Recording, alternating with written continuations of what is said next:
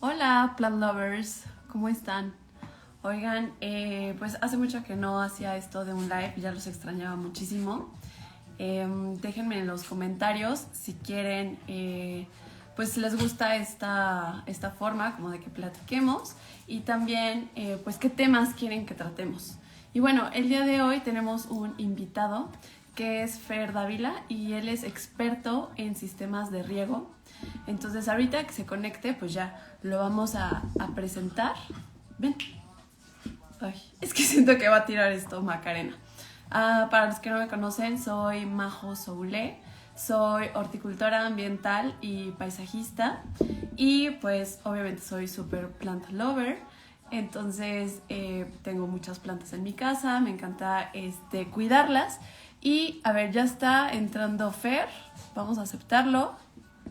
Y ahorita... Hola Fer.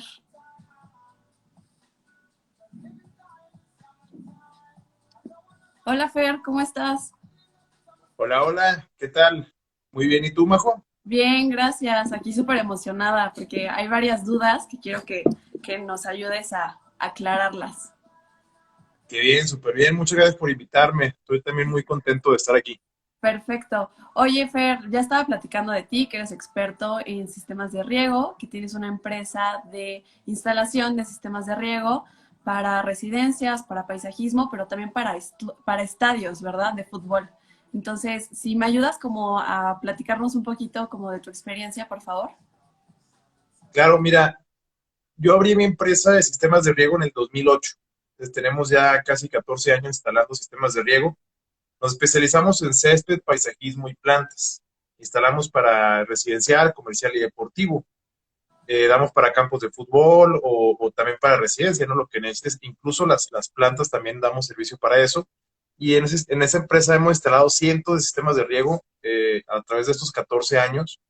Pues ya me las sé todas en cuanto a instalación, problemas, todas las cosas que te topas en una instalación ya me las topé yo en algún momento. Y Ujú. el año pasado abrimos una empresa nueva o una división nueva en la cual capacitamos a las personas para que aprendan a instalar sistemas de riego por sí mismas, porque nosotros instalamos, pero solamente de forma regional, que es complicado instalar en otras partes, pero en esa empresa escribí un libro, tenemos un libro que te enseña cómo instalar sistemas de riego para jardines, césped y paisajismo, y además hicimos varios cursos, tenemos cursos para sistemas de riego de campos de fútbol, sistemas de riego para residencias, sistema de riego para plantas.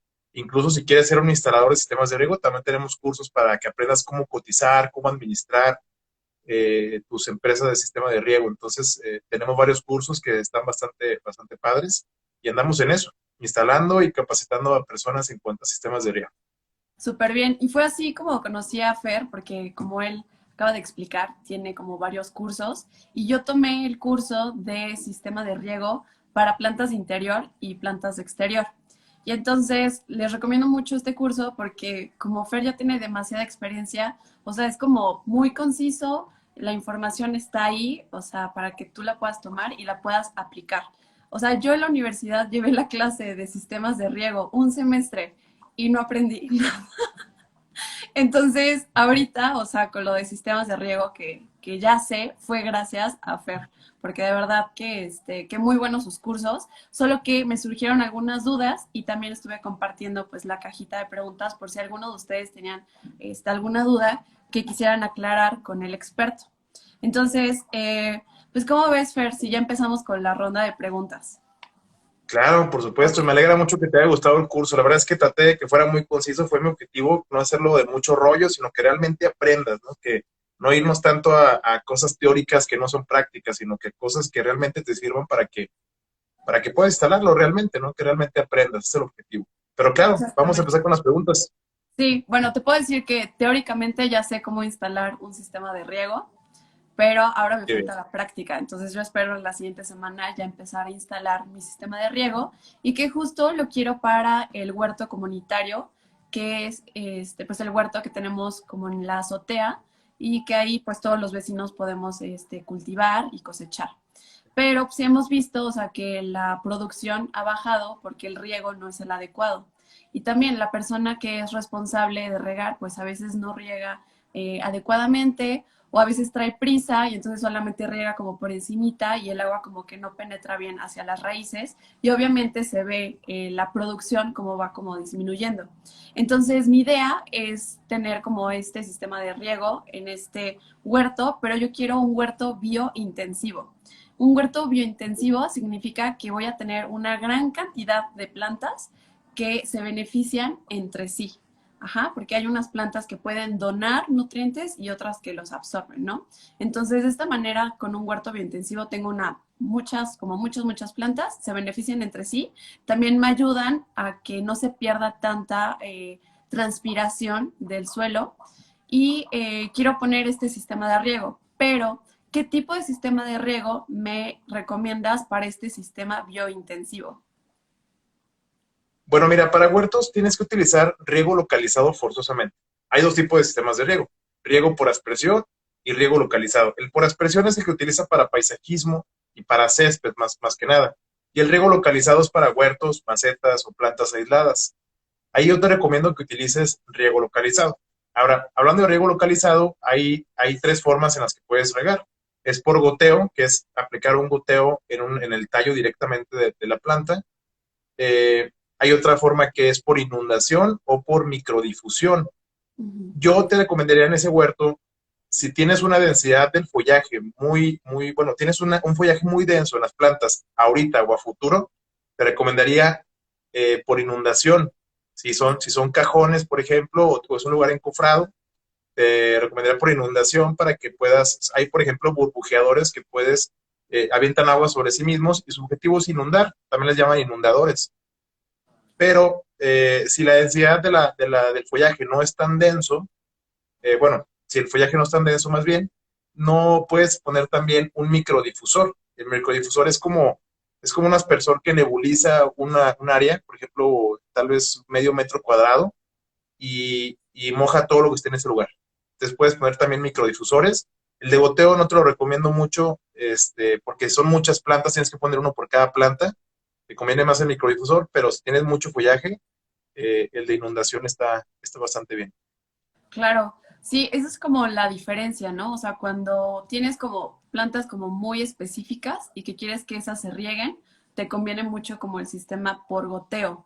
Pero si ya tienes una densidad mayor, te conviene lo que nos comentaba este Fer, o sea, como microdifusores o nebulizadores para poder crear también como un microclima y como optimizar el agua, que es justamente el objetivo de los sistemas de riego. Bueno, Así es, correcto. entonces, lo básico para poder saber si eres candidato o no, para poder tener un sistema de riego, es que necesitas saber la presión del agua, ¿verdad? Es como lo Sí, más importante. necesitas saber el caudal y la presión. Ok, Necesitas saber, o sea, de tu toma de agua, ¿sí? Cuánta agua tienes y con qué fuerza. ok. Ese término caudal, ¿nos podrías explicar qué es? Yo ya sé por tu curso, pero pues los demás a lo mejor y no. Bueno, básicamente es la cantidad de agua que tienes. Se mide en litros por minuto o en galones por hora. Por Ujú. ejemplo, los goteros son de medio galón por hora, o de 1 galón por hora, o 2 galones por hora. Es como se miden, pero básicamente es la cantidad de agua que tienes. Puedes medirla en una cubeta, puedes prender la llave o abrir la llave para ver cuánto tiempo tarda en llenarse la cubeta, y puedes saber cuánta agua tienes en cuánto tiempo. Exacto. Básicamente ese. Ese es el caudal. O sea, ¿cuánto tiempo tarda en llenarse, por ejemplo, una cubeta de 20 litros? ¿No? Y entonces ahí ya Exacto. nos podemos dar una idea si vamos a tener la presión o, pues sí, o la cantidad de agua suficiente para poder conectar a un sistema de riego, ¿cierto? Y Es también correcto. para poder medir la presión se necesita un aparatito, ¿cierto? Que se llama manómetro, que mide la presión del agua. Entonces, la Sí. pregunta es como, ¿es muy necesario tener esta herramienta? Mira, el manómetro es algo, por ejemplo, los hidroneumáticos lo tienen ya incluido. Es algo bastante común, nada caro. Lo que hace es que te mide cuántas libras de presión, o bueno, cuánta fuerza tiene el agua, ¿no? Si es necesario, porque necesitas por lo menos 15 libras para poder hacer que los aspersores funcionen de forma adecuada, si no, no van a funcionar bien. Me refiero a los goteros o los microdifusores. Los burbujeadores o los aspersores de césped necesitan 30 libras por lo menos. Entonces el manómetro es muy útil porque puedes conectarlo en tus tomas de agua para poder saber si tienes la presión adecuada. Si no tienes la presión adecuada, entonces vas a tener que hacer algo más, como meter un equipo de bombeo o conectarte de otro lado, ¿no? Eso te puede ayudar a determinarte de dónde conectarte y si va a funcionar o no el sistema de riego. Además de que una boquilla tiene diferente caudal, o sea, tiene un diferente caudal. Si tiene 15 libras, así tiene 30 libras. Ok. O sea, el aspersor va a gastar una cantidad diferente de agua. Entonces, para que tú sepas cuánta agua va a gastar cada aspersor y puedas hacer bien tus cálculos, tienes que saber cuántas libras tienes disponibles. Es muy importante el manómetro. Claro, porque puedes instalar un sistema de riego y ya cuando lo prendes a lo mejor y ni funciona, ¿no? Exacto. Sí. No, ese sería Eso, muy eso puede triste. pasar. Es muy común que pase eso. Cuando no lo calculas, cuando Ok. no sabes hacer bien los cálculos, lo prendes y no funciona. Entonces, paso Simplemente. número uno, saber el caudal y la presión. Para el caudal necesitas una cubeta y contar el tiempo, cuánto tarda en llenarse. Y también conocer la presión con ayuda de un manómetro. ¿Dónde podemos encontrar un manómetro y más o menos qué, como cuánto cuesta y qué marca nos podrías recomendar? Pues mira, el manómetro es algo, pues es una pieza relativamente conocida o sencilla o común. En cualquier ferretería, plomería, lo puedes encontrar sin problemas. Los costos pueden variar entre 50, 100, 150 pesos. Puede haber manómetros de glicerina o secos. El de glicerina es más bueno, es para que te dure mucho tiempo. El seco solamente es como de un par de usos y ya deja de funcionar. En cuanto a las marcas, yo te puedo recomendar Altamira. La marca Altamira puede ser la mejor que yo utilizo, por ejemplo, pero cualquier marca que sea gringa, por ejemplo, es muy buena. Cualquiera que tenga garantía es muy buena, te va a servir bien. Si quieres usarla solamente un par de veces o una vez, el seco está bien. Si quieres usarlo muchas veces, el de glicerina, te recomiendo bastante el de glicerina, es mucho mejor. Ok, bueno. Entonces voy a tener que ir a comprar uno para poder sacar bien mis cálculos. Oye, otra pregunta, Fer. También en el curso me di cuenta que hablabas como del riego por goteo y que hay como diferentes colores en los goteros. ¿Eso también nos ayuda a identificar algo o solamente es como algo de diseño? Sí, el color te sirve de identificar cuánto va a gastar cada gotero. Cada marca es diferente, o sea, por ejemplo, en una marca ahí puede haber unos colores y en otra marca otros colores, pero básicamente tienes que ver tú en la tablita, tú lo identificas por el color. Sí, también viene escrito, pero no se ve mucho. Más que nada es por el color. Identificas, ¿sabes qué? El gotero rojo gasta 2 galones por hora o el gotero negro gasta 1 galón por hora. Ya sabes tú para poder hacer tus cálculos. En el curso te enseño a cuál gotero tienes que usar y cuál puedes mezclar con cuál y en qué situaciones y cómo lo puedes hacer. Pero básicamente es para poder identificar cuántos galones por minuto va a gastar cada uno de los goteros. Así sirve para identificar. Ah, ok, perfecto. Ah, está bien, porque sí he visto como de varios colores, pero no sabía qué significaban. Oye, a ver, también nos llegaron algunas preguntas. Por ¿Ok? ejemplo, de las válvulas solenoides. ¿Podrías explicar primero qué es una válvula solenoide y después ya te doy como la pregunta? Ok, sí, mira, la válvula solenoide es el principio de cada estación. Los sistemas de riego tienen que separarse en diferentes estaciones. ¿Cómo los separas en diferentes estaciones? ¿Cómo los separas en diferentes estaciones? Hay varios parámetros que te ayudan a determinar eso, como por ejemplo, cuál es la cantidad de agua que tiene disponible. No vas a aplicar en una estación más agua de la que tienes disponible. Tienes que ajustarte a la que tienes disponible y dividir en esas estaciones o secciones. Además de que tienes que separar de los diferentes microclimas, las diferentes necesidades de agua, para que puedan regar en diferentes horarios y diferentes minutos, pues, básicamente. Entonces, esa estación, es las válvulas, es el principio de cada estación. Es una válvula la cual va a abrir y cerrar según la programación del controlador. Una característica de una válvula solenoide es que está o totalmente abierta o totalmente cerrada. No puede estar medio abierta. Entonces, tú tienes tu sistema de riego y pones una válvula antes de cada una de las estaciones y se va a ir abriendo según la programación del controlador. Tal vez una válvula se va a abrir los martes a tal horario y otra válvula se va a abrir los domingos y otra válvula se va a abrir miércoles y jueves. O sea, como tú lo hayas programado según lo que hayas calculado en tu frecuencia de riego, se van a ir aperturando cada una de las válvulas. Pero básicamente eso es la válvula solenoide, es la que divide la tubería principal de la tubería secundaria y es el inicio de cada estación. Y también la que pueda como automatizarlo, o sea, que se prenda el sistema de riego. Pues eso en conjunto con el controlador. El controlador va a determinar a qué hora se va a prender cada cosa y va a mandar las señales a las válvulas para que se abran y se cierren. Básicamente las válvulas nomás son para abrirse y cerrarse. Y se Ok, van a abrir y se van a cerrar según la programación del control. En conjunto automatizan el riego. perfecto. Entonces la pregunta es, ¿cuántos metros puede haber como máximo desde el controlador hasta las válvulas solenoides? Ok, bueno, ya sabemos que, digo que entre el controlador y las válvulas, ¿cómo se comunican? Se comunican por cableado. El cable eléctrico es el que manda la señal, es meramente señal, generalmente son 24 volts. Es señal, si te das un toque es nomás como un pellizquito, no duele nada. Bueno, si es un controlador para sobreponer, un controlador típico, que es para empotrar en la pared, esos controladores pueden tener hasta 600 metros de distancia hasta las válvulas, o sea, son bastantes. Sí se aplican esas distancias en jardines o en proyectos de césped grandes, del controlador a las válvulas hasta 600 metros. Tienes que calcular la pérdida que pueda haber en el cableado para que veas qué cableado vas a usar. Pero en los controladores de pilas, que son más comunes en casas, en residencias, en huertos, en riegos para macetas, que son controladores de pilas de 9 volts, o sea, trabajan con una pilita de 9 volts de las que venden en la tienda y te dura más o menos un año, no tienes que conectarlo a la luz. Como es de 9 volts la pila, el controlador solamente va a emitir 9 volts también hacia los controladores. Pero en ese caso, sí recomiendo que no sean más de 5 metros de distancia entre el controlador y las válvulas. Generalmente esos controladores ya traen las válvulas a medio metro de distancia, ya vienen conectadas para que no los tengas que extender tú y no te vaya a pasar algo malo, pero más de 5 metros no puede haber en esos controles de 9 volts.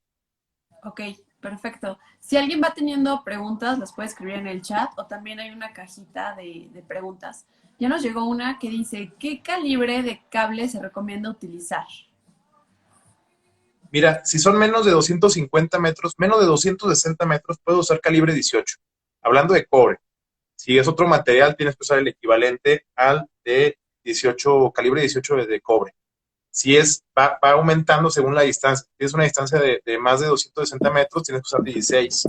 Y va aumentando según el cálculo que tengas que hacer. Pero básicamente, la mayoría de los sistemas de riego residenciales o caseros, pues son menos de 260 metros. Entonces, con calibre 18 está bien. Ojo, esto es entre el controlador y las válvulas solenoides, ¿eh? No estamos hablando del cableado de las bombas. Eso es diferente. Recomiendo más calibre 12 o 14. Ok, perfecto. También, otra pregunta. ¿Alguna vez has instalado un sistema de fertirriego? Un fertirriego es, pues digamos que es un sistema en el que estás juntando la fertilización con el riego. O sea, ya va diluida la solución nutritiva para que las plantas, conforme se van regando, se vayan nutriendo. ¿Lo has instalado, Fer? Mira, sí hemos puesto, básicamente lo que es como tú pones en un tanque o en alguna cubeta el fertilizante ya diluido en el agua que vas a aplicar. Ya que tengas eso, por medio de un dosificador Venturi, vas suministrando eso hacia la tubería del riego. Tienes que calibrar el dosificador Venturi para que puedas administrar lo que tú quieras. Básicamente lo que tienes que hacer es ver en cuánto tiempo vas a regar, o sea, cuánto fertilizante vas a aplicar, a qué área y en cuánto tiempo se va a regar. Entonces, aprovechas para que todo el fertilizante se vaya en ese tiempo. Tienes que dosificar, tienes que verlo tú ahí y de esa forma va aplicando el agua poco a poco, de forma proporcional, hasta que se acabe el tiempo y se acabe el fertilizante y aplicase todo en el sistema de riego. Pero eso va en la tubería. Ok, desde la tubería se instala, digamos, como este sistemita. Muy bien, pues yo Así les es. recomiendo mucho que hagan esto del fertirriego porque es juntar dos actividades básicas para las plantas, lo cual es la nutrición y el agua. Y de preferencia utilizar, por ejemplo, té de humus o té de composta, que tienen como tanto micro como macronutrientes. Y también, o sea, eso está vivo porque tiene hongos benéficos, tiene protozoarios y todo eso le inyecta salud y vida al suelo. También eso va a hacer como que las plantas crezcan muchísimo. Y bueno, la pregunta que sigue va más o menos relacionada con esto que les comentaba. Fer, ¿tú has visto así como algún incremento en el crecimiento de las plantas o qué beneficios has observado después de que se instala un sistema de riego? Pues bueno, en cuanto a beneficio, lo principal es que siempre están regadas, ¿no? Porque siempre está el error humano. Si el sistema de riego no es automático, estás a la deriva del error humano, en el sentido de que si un día no puedes regar o se regó la hora que no es la adecuada, Tal vez riegas en la tarde, en la cual hay más evaporación. Entonces, con el sistema de riego puedes regar a la hora adecuada, en la cantidad de agua adecuada y de forma automática. Por eso es la maravilla del sistema de riego. Y pues básicamente es eso. En cuanto al crecimiento, sí, generalmente las plantas tienden a crecer más hacia el lado que les cae más agua. Hablando del follaje, estás hablando, por ejemplo, si estás regando con microdifusión, es común que las plantas del lado que están más pegadas hacia el microdifusor crezcan un poco más. Por eso también cuando tienes microdifusores vienen con una manguerita y una estaca para que tú los puedas mover de lugar. Según cómo se vaya desarrollando el follaje de la planta, puedes ir moviendo el microdifusor para que vayas regando diferentes áreas, porque el follaje te va creando sombras de riego. Entonces, al taparte las hojas de las plantas te tapan, ya no puedes regar todo por completo, pero puedes mover el microdifusor para que puedas, sin mover la instalación, solamente agarras la estaca y la mueves a otro lugar y ya puedes regar otra parte. Ok, lo puedes dirigir conforme lo vayas necesitando o conforme vaya creciendo la planta. Ok, aquí Así hay es. otra pregunta de Rick Mack que dice, con el dato de las estaciones meteorológicas, ¿con qué porcentaje de humedad sería mi umbral para ya no activar el riego? Pues mira, el tema del porcentaje de humedad es bien diferente a cada quien. O sea, depende, hay factores, yo le llamo por factores principales y factores secundarios. Hay, por ejemplo, factores principales que son dónde estás, cuál es tu tipo de clima, en qué estación del año estás y cuál es el tipo de vegetación que tienes. Esos son factores principales que puedes saber en cuanto a qué tanta humedad requieres.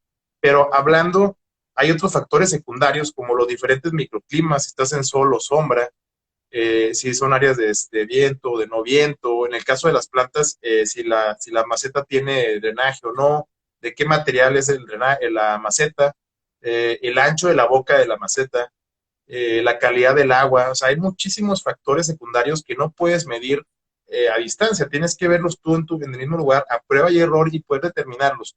Los factores principales que son, como mencionaba, el tipo de clima que tienes, la estación del año en la que te encuentras y el tipo de vegetación, son factores que tú puedes calcular para darte un más o menos, pero basado en eso, a prueba y error vas sacando según los factores secundarios. Entonces, básicamente el porcentaje de humedad que requieres lo tienes que sacar tú en tu lugar, en tu microclima, que tengas cada uno de los lugares y poderlo determinar. O sea, no hay un porcentaje que te diga tal, tienes que sacarlo tú según la vegetación y todo lo que te menciono.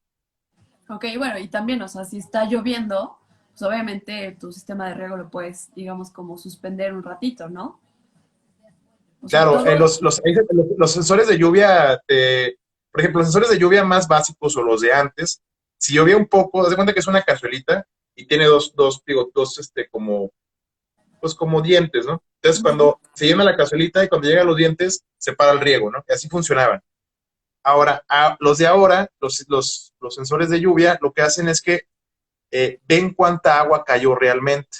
Entonces tú vas a determinar, ¿sabes qué? Si regó, yo estoy regando 7 milímetros, bueno, un laminado de 7 milímetros, un laminado es la cantidad de agua que aplicas por metro cuadrado.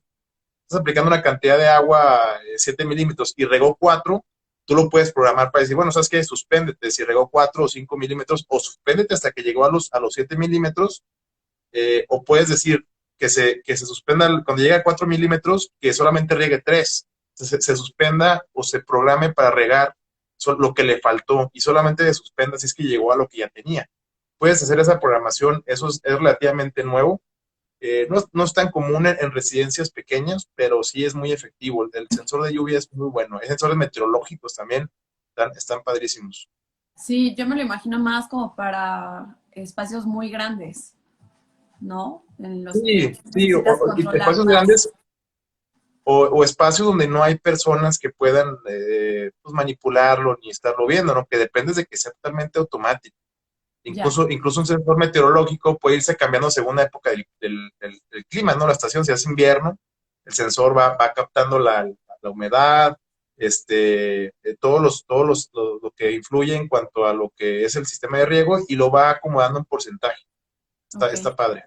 Sí, súper, gracias, Fer. De hecho, también en el curso está súper bien porque nos hiciste una tabla en la que viene como diferente temporada y también diferente clima y diferente tipo de planta y más o menos un parámetro para saber cuánto hay que regar. Entonces, esa tabla se me hizo como súper interesante.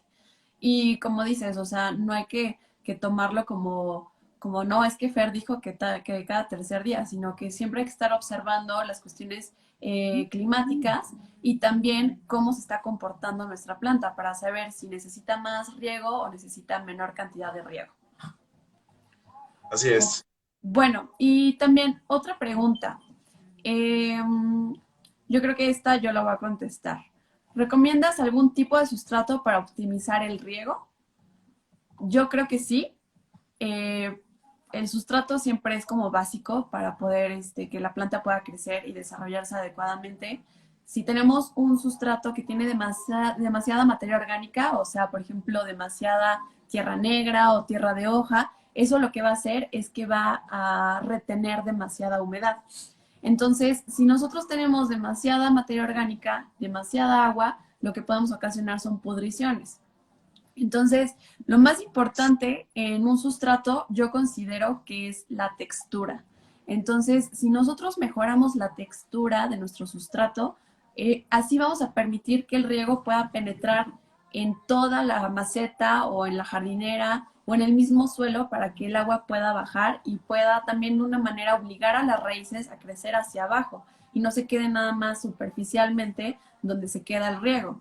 Entonces, de eso yo también me di cuenta, por ejemplo, en el huerto, que se regaba y se mantenía como mojada la parte de arriba, pero le rascabas un poquito y abajo ya no llegaba el agua.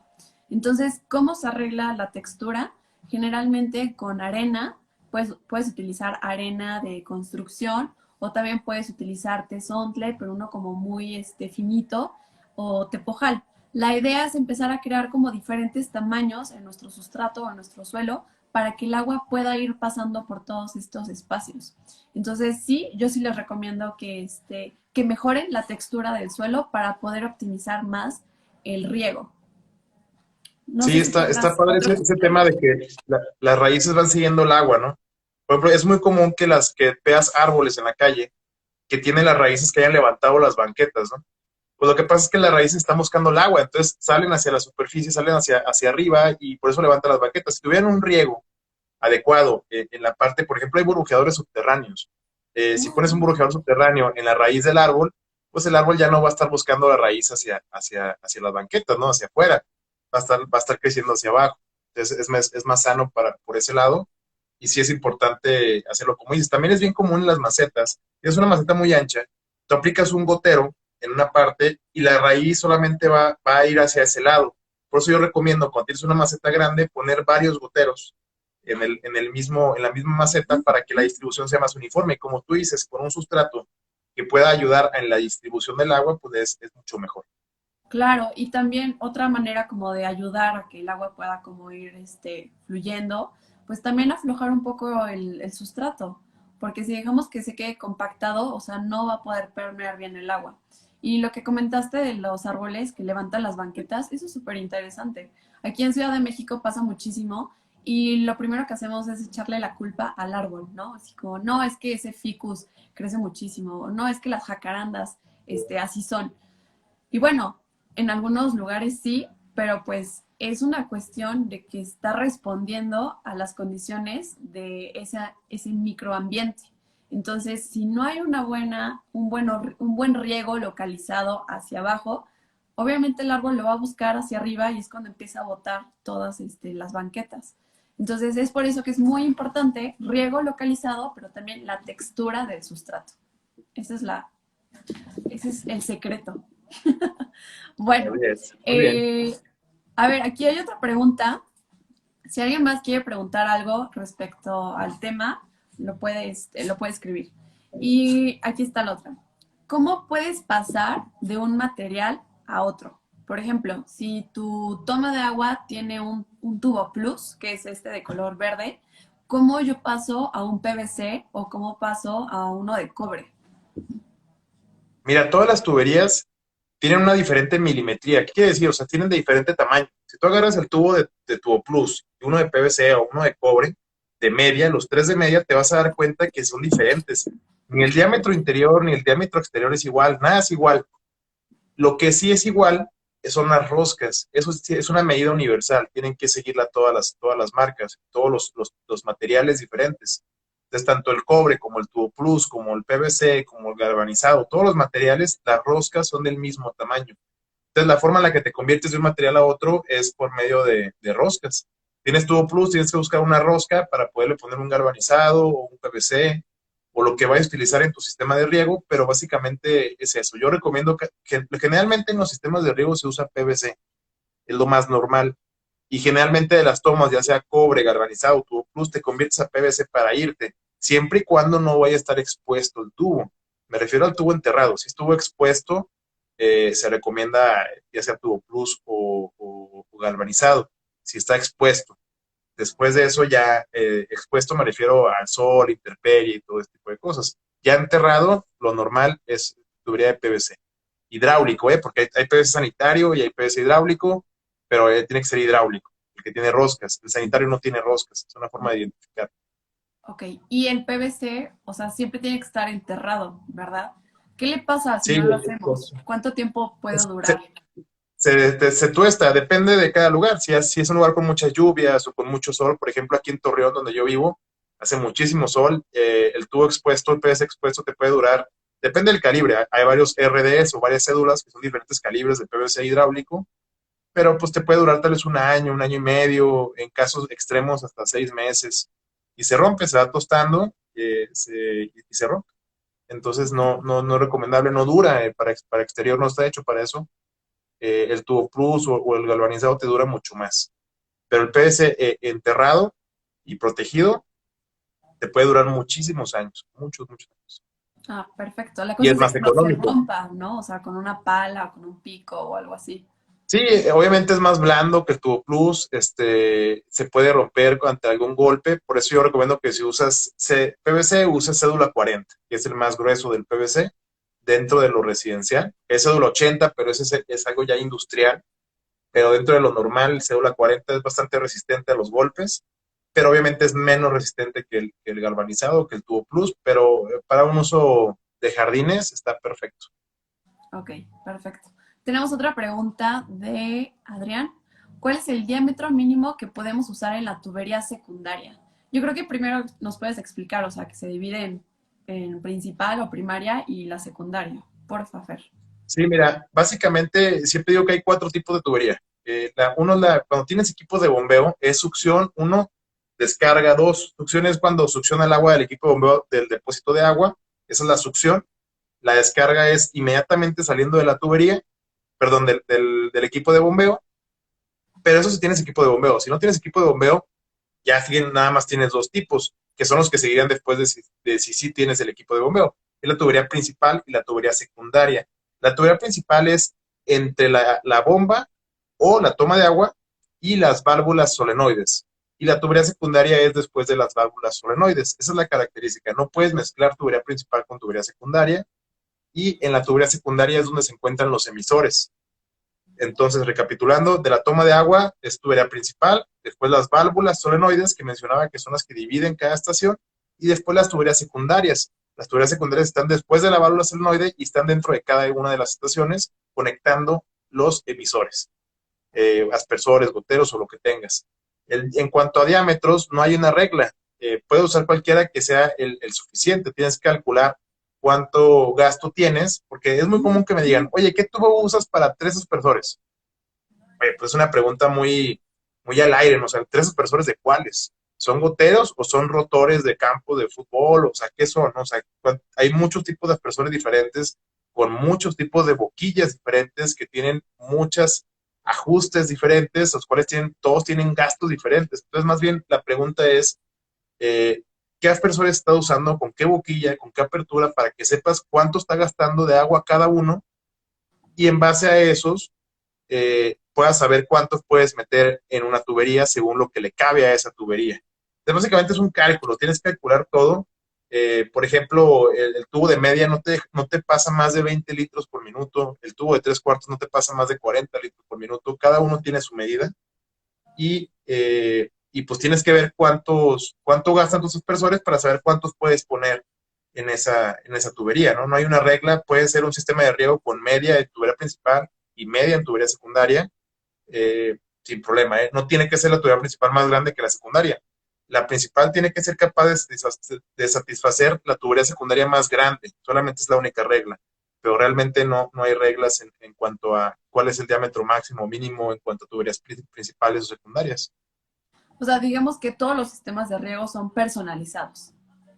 Exacto. Sí, incluso no hay precio por metro cuadrado. A mí me hablan muy seguido y me dicen, oye, ¿cuánto cuesta el metro cuadrado del sistema de riego para un jardín de tantos metros? O sea, depende de cuántos microclimas tiene, de si tiene paisajismo o no, de que si su toma de agua es grande, pequeña, cuánta agua tiene disponible. O sea, depende de muchas cosas. No hay un precio por metro cuadrado para nada de sistemas de riego. Tienes que hacerlo personalizado todo. Ok.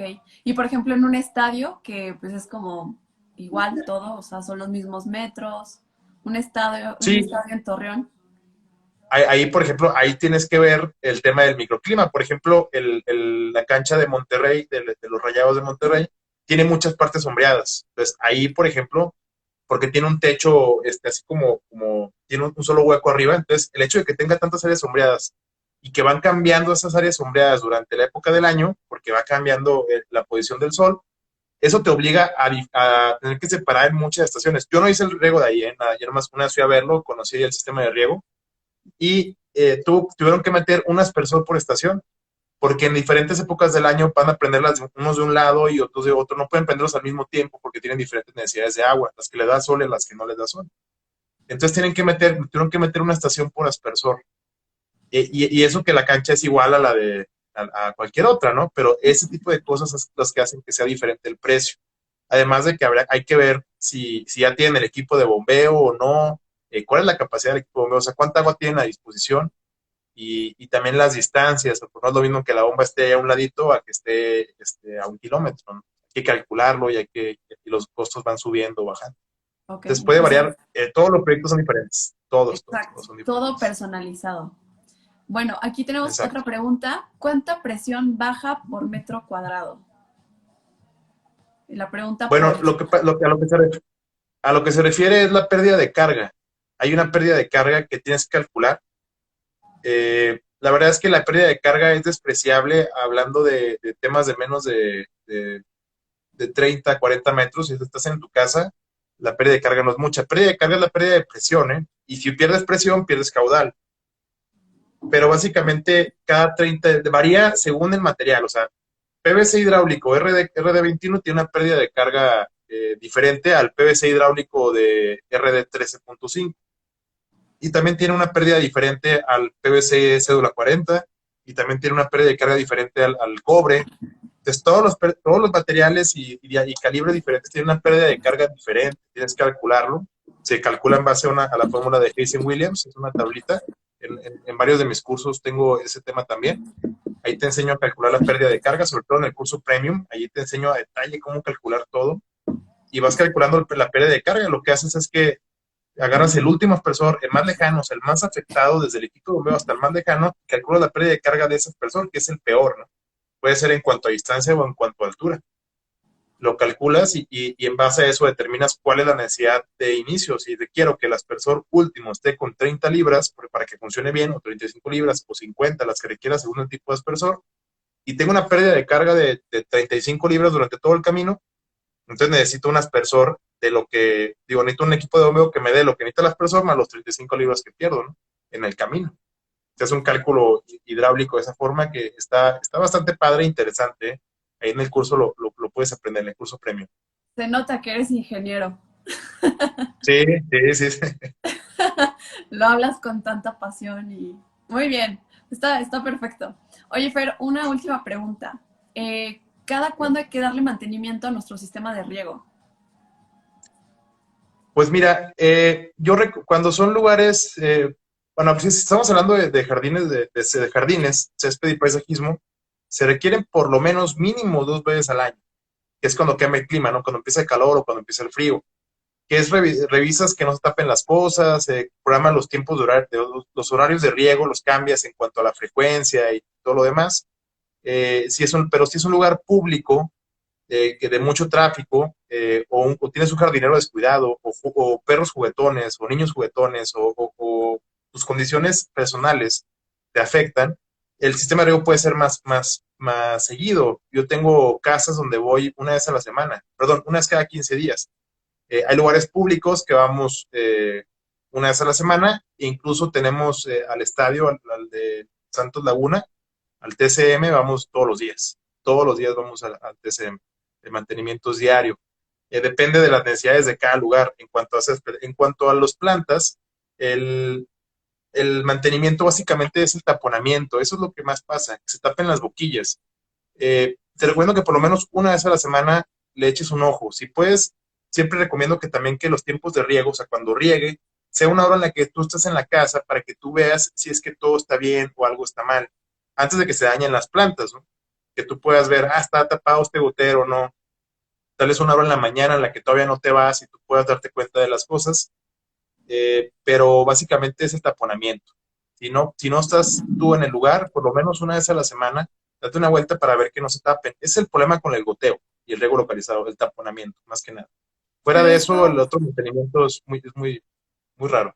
como de observar que todo esté funcionando. Pero, por ejemplo, si se tapa un gotero, tiene que ver mucho la calidad del agua, ¿verdad? Si esa agua está como Sí, muy dura o tiene muchas sales. ¿De qué manera, sí, o eso sea, se depende. puede evitar? Con filtros, tú lo que tienes que hacer es, bueno, ¿qué tan seguido tienes que limpiarlos o qué tipo de filtro vas a usar? Pues depende de la calidad de agua que tengas. Entonces, básicamente, puedes tener agua muy sucia, con mucho sedimento, con poco sedimento. Hay muchas cosas que pueden variar, por ejemplo, lo que afecta del sedimento, básicamente. Pero si tienes bacteriología, por ejemplo, va juntando una rebaba, va juntando una lama, o sea, hongo, y eso va recolectando sedimentos y también tapan los goteros, que no es nada más que quitar el gotero, enjuagarlo, limpiarlo y volverlo a poner. Es algo sencillo realmente, Y limpiar pero el filtro. sé que está si tienes filtros, obviamente la frecuencia con la cual vas a estar lavando los goteros va a ser mucho menor. Ok. Depende de eso. Pero si tienes agua muy limpia ya desde el principio, pues a lo mejor no es necesario que pongas nada. Depende de cómo sea tu agua, básicamente. Ok, perfecto. Bueno, pues creo que ya están resueltas todas las preguntas. Te agradezco muchísimo tu tiempo, Fer, y ahora pues lo voy a poner en práctica y pues ya les estaré compartiendo un videíto de qué tal quedó instalado mi sistema de riego y qué tal funciona y todo eso. Entonces, No, quiero no. invitarlos a que se inscriban al curso de Fer. Como él dijo, ya tiene como mucha experiencia, tiene varios cursos dependiendo cuáles sean como sus intereses y pues está bastante práctico porque lo pueden tomar a la hora que ustedes quieran y también tienen disponibilidad del material. Ah, llegó una pregunta, a ver, de Patricio. Si mi toma de agua es de 3/4, ¿puedo aumentar el diámetro sin perjudicar la presión? Puedes aumentar el diámetro y sí va a afectar la presión. O sea, no tiene caso que lo aumentes, porque de todas formas, aunque lo aumentes, tu caudal ya está ahorcado al 3/4. No tiene caso que le pongas 1 pulgada porque no te va a dar más agua, te va a dar solamente la que ya te llegó, 3/4. Ahora, si le pones un diámetro de tubería muy grande comparado contra lo que tienes disponible, causas turbulencia dentro de la tubería. O sea, el agua tiene muchos huecos y va topando en los tubos y tienes una pérdida de carga muy grande. Por Ujú. eso, si tú tomas de 3/4, te recomiendo que por lo menos sigas con 3/4. Ahora, que si tú te das cuenta que solamente te avienta agua que te cabe por tubo de media, o sea, si te avienta 20 litros por minuto, pues incluso puedes bajar incluso hasta media. A lo mejor el tubo de 3/4 no viene lleno de agua y puedes bajar incluso a media, ¿no? Pero por lo menos tienes que mantenerle el diámetro, te conviene más mantenerlo a lo que ya tienes. Ok, perfecto. Y aquí también te mandan saludos desde Perú, que qué interesante charla y que si nos puedes Ah, pasar muchas tus gracias. datos, por favor, Fer. Tu Claro, cuenta sí, de pues, Instagram. sí, mi Instagram es cursos, guión bajo, sistemas, guión bajo riego. Soy Fer Dávila. Y nuestra página web se llama cursosdesistemasderiego.com. Así explícito lo que hacemos, cursosdesistemasderiego.com. Ahí pueden encontrar todo, mi libro, mis cursos, todo lo que tenemos, plantillas y varias cosas más. Y de igual forma, yo creo que, bueno, vamos a compartir en las historias este en vivo para que lo puedan ver si lo perdieron o algo. Y ahí ponemos también ya mi información para que puedan ver mi página. En el enlace de mi biografía, ahí pueden ver todo. Si le pican ahí pueden ver el libro, los cursos, todo lo pueden ver desde el enlace de mi biografía también. Sí, y también les compartimos que hay descuento, ¿no? Para este curso. Ahorita Sí, está esta en tiene 50% de 50%. descuento el curso de plantas. Ok, y también hay un código de descuento de Majo Horticultora, un Sí, descuento extra. Entonces también se los vamos a compartir y la verdad que les recomiendo muchísimo esto. Les repito, yo hasta ahorita que pude tomar el curso de FER, o sea, me empapé del tema de sistemas de riego, porque antes había una laguna mental muy cañón de ese tema. Pero mil gracias, Fer, súper interesante. Se ve que dominas muchísimo el tema y pues ahí gracias. les estaré enseñando cómo queda el sistema de riego del huerto. Muy bien. No, pues muchas gracias por invitarme, Majo. Bien contento de estar aquí y un saludo a todos. Sí, gracias a todos los que se conectaron. Cuídense mucho. Bye, Fer. Hasta Adiós. luego. Gracias. Bye. Bye.